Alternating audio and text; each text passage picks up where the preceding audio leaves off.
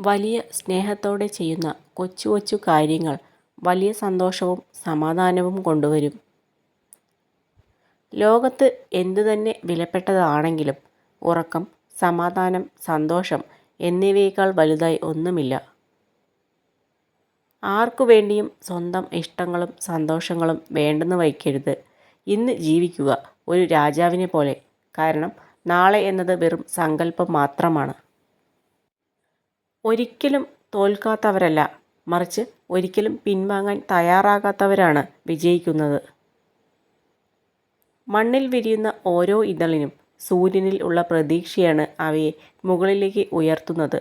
പ്രതീക്ഷയാണ് ജീവിതം. പ്രതീക്ഷയില്ലാതെ ആരും ജീവിക്കുന്നില്ല. പടികൾ മുന്നിലുണ്ട്, കയറണോ ഇറങ്ങണോ എന്ന് നമ്മളാണ് തീരുമാനിക്കേണ്ടത്. പ്രതിബന്ധങ്ങൾ മുന്നിലുണ്ട്, പതറണോ വേണ്ടയോ എന്ന് നമ്മളാണ് തീരുമാനിക്കേണ്ടത്. നമ്മുടെ തീരുമാനങ്ങളാണ് നമ്മുടെ വിധി നിർണ്ണയിക്കുന്നത്. കൂടെ 1000 പേരുണ്ടെന്ന് പുറം ലോകം തെറ്റിദ്ധരിക്കപ്പെട്ട മനുഷ്യരാണ് അധികവും.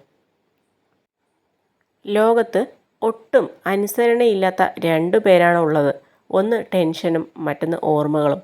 ഒന്നിനോട് വരല്ലേ എന്ന് പറഞ്ഞാൽ വരും, മറ്റൊന്നിനോട് പോകാൻ പറഞ്ഞാൽ പോവുകയുമില്ല.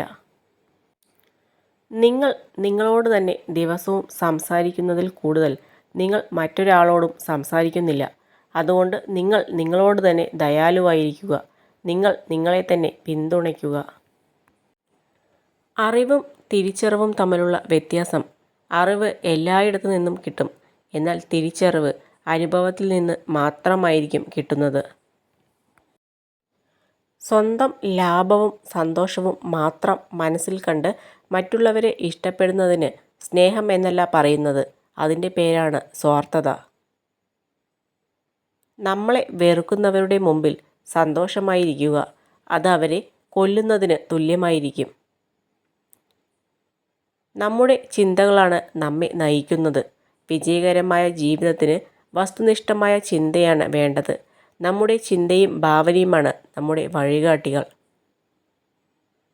കഴുകൻ എത്ര ഉയരത്തിൽ പറന്നാലും വിശപ്പകറ്റാൻ ഭൂമിയെ ആശ്രയിക്കുന്നു. അതുപോലെ തന്നെയാണ് നമ്മുടെ ജീവിതവും. എത്ര ഉയരത്തിലാണെങ്കിലും ചില സന്ദർഭങ്ങളിൽ ഏറ്റവും താഴെയുള്ളവരുടെ സഹായം വേണ്ടിവരും. അതുകൊണ്ട് നിങ്ങൾ ആരെയും വില കുറച്ച് കാണരുത്.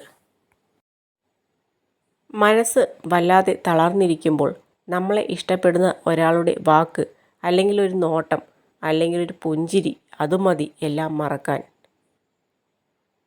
നിങ്ങളെ ആരെങ്കിലും ഉപേക്ഷിച്ചു പോയാൽ ഒന്നോർക്കുക, അതിലും നല്ല ഒരാൾ നിങ്ങളുടെ ജീവിതത്തിലേക്ക് വരാൻ പോകുന്നുണ്ട്.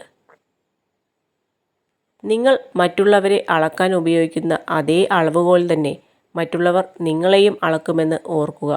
എപ്പോഴും എല്ലാവർക്കും നന്മ മാത്രം ചെയ്യുക.